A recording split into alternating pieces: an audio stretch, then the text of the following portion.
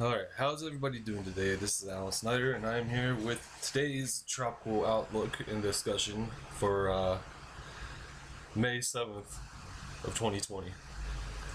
Now, there's been a lot of talk about there possibly being a system out there in the Gulf, and we're going to take a look at that right now.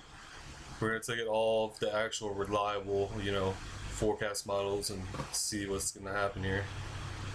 But first, let's check the National Hurricane Center, see if they are picking up on this yet.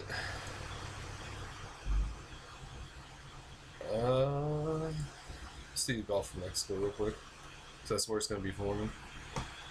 Cold front extending from southern Florida, then there will move south of the area later today. Fresh to strong south winds are expected in the northwest Gulf tonight and Friday, ahead of another cold front expected to reach the northern Gulf Friday night. A low, there you go. A low may develop along the front. Yes, at least they're picking it up here. A low may develop along the front in the southwest Gulf of Mexico. But here's the thing.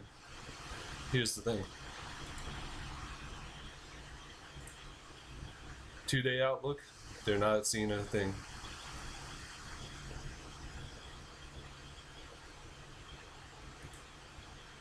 What about the 5-day?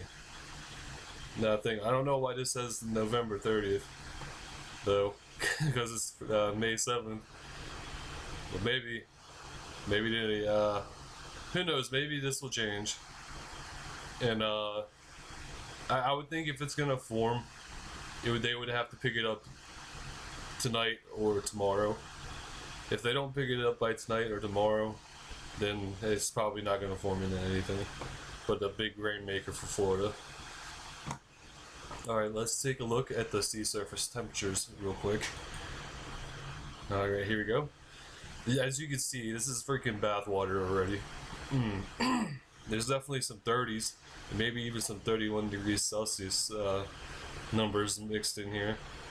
But where we're looking at is like in between right here. And yeah, we got some 29s, maybe some 30s mixed in here for where the system might try to develop as it moves this way. So the water temperature fuel is there. It's just like it all has to do with the wind shear now at the moment, because there is hardly any dry air like in this vicinity right in here. So the wind shear is probably the only thing that's really working against it right now. Why don't we take a look at the East Pacific temperatures? As you can see, it's still plenty warm here near Mexico and Central America. Definitely some 31s in there. So that's bathtub water. I would like to get into that and splash around in it a little bit. But this is the main focus we're looking at right here. This 0-degree line right here. This is the equatorial Pacific, and whether this is warm or cool determines what the hurricane season is going to be like.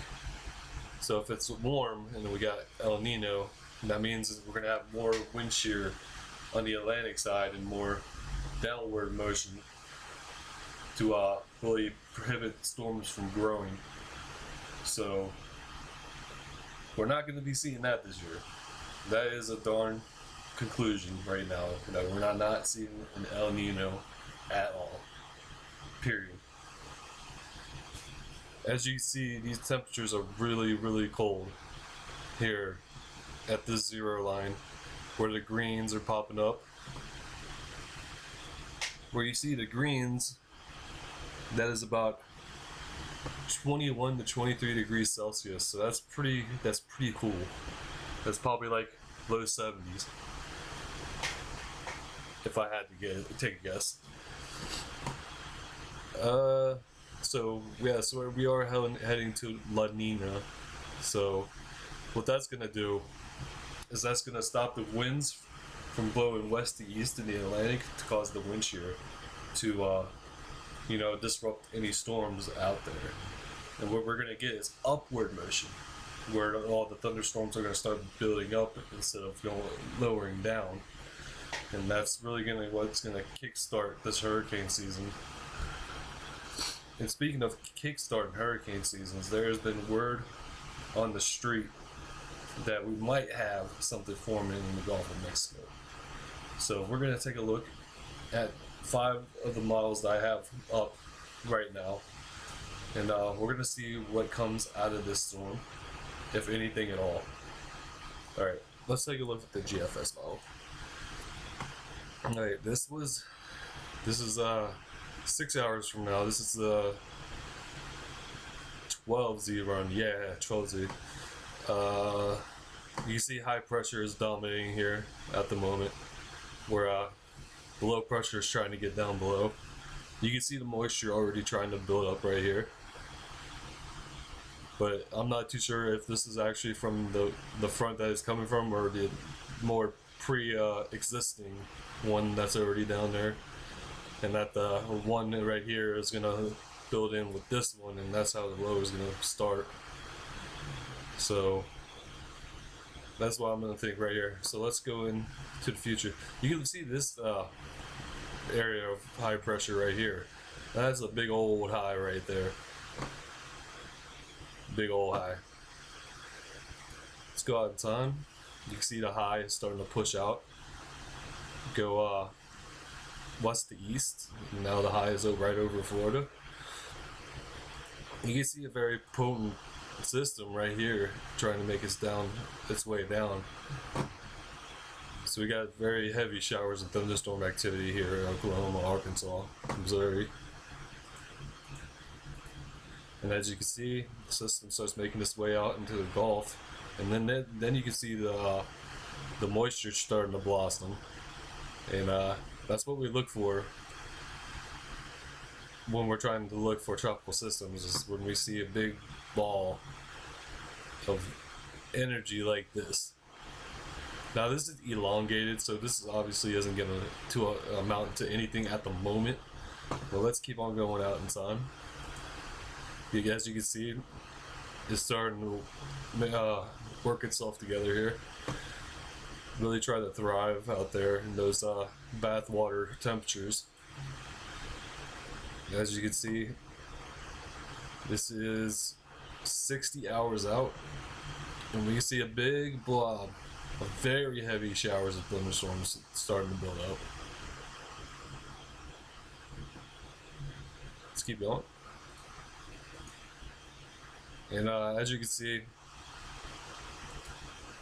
as it hits like the Sunday, Monday time frame, that's when it's gonna hit Florida. So that's 84 hours out. And the GFS doesn't show it really like amounting to anything but a rainmaker for South Florida.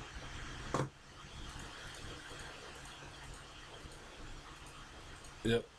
No, the GFS ain't gonna form anything out of it.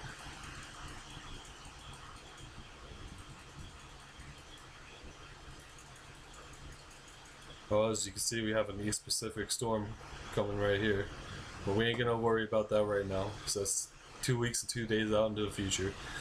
Alright, let's take a look at the European model.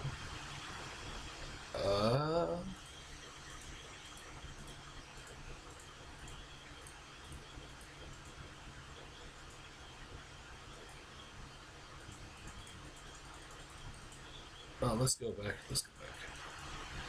The European's actually not showing anything. If anything was going to be forming, it looks like it's going to be in this area right here, but they're really bullish on it. And they're late on it. They're way later on the GFS, on the Euro than it is on the GFS. Let's go out into time. I wonder if we're going to have to watch this slow right here too. I'm going to keep an eye on this thing right here, as that's like 10 days out. Let's see if this stays on the radar. Alright, let's go look at the CMC model. Oh, a double high dominating the Atlantic. As you can see, the low is starting to make its way down into the Gulf. Yep, see, there it is. Started trying to get itself together here with the CMC arm. And this is a lot more consolidated than the GFS.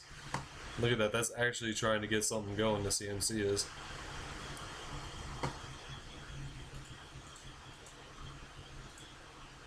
And then it just lets go and let it go right as it hits Florida. It has a big rainmaker, just like the GFS. So the CMC, the CMC is going to be kind of interesting because it shows as it's trying to get something to go, even if it's just momentarily. Let's take a look out into the long-term future. As you can see, the moisture stays around for Florida for most of the time.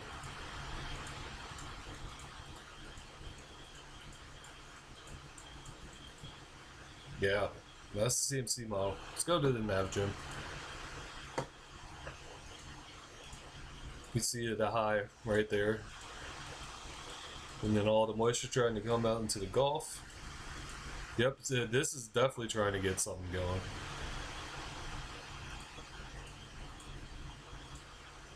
Maybe a tropical depression at most, which is still something. It's still a tropical system. It doesn't have to be like a tropical storm or hurricane to cause misery.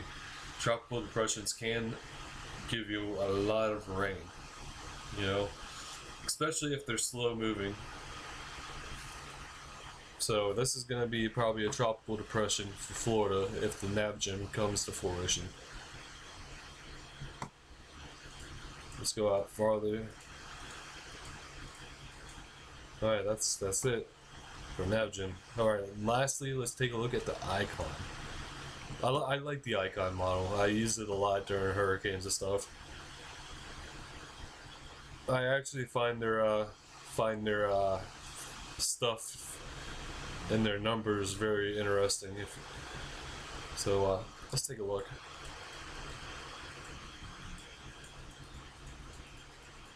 You can see, yep, just like all the other models, you can see the storm trying to wrap its way around. And yeah, see, the icon only has as a big rainmaker for Florida too. So, you know, who knows? I mean, there was a lot of hype behind this system even a week ago. So, and that's just to show you that how far we could actually, you know, see these things coming. You can see these coming like a week away. You know, it's like, it's amazing. Because like some people like to say that you shouldn't go for more than 5 days out, but I think that's starting to grow a little bit each year by like a couple of hours, if I can be honest. So yeah, so icon is showing a rainstorm for Florida, and then once it gets off the Florida coast, that's when it starts gets its act together. Because that's definitely a tropical depression right there.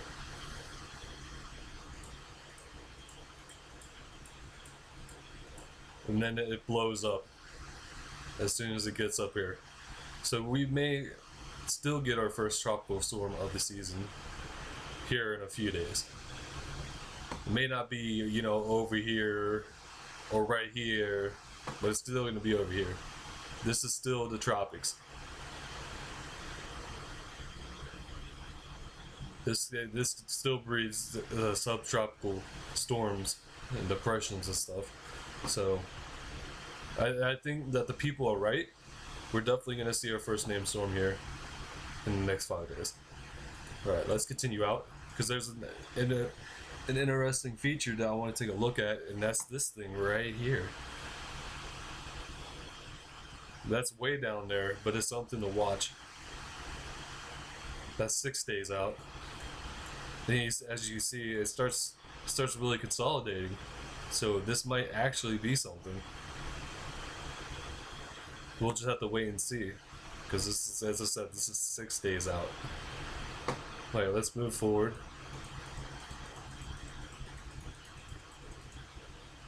Yeah, I'm very curious about this one right here.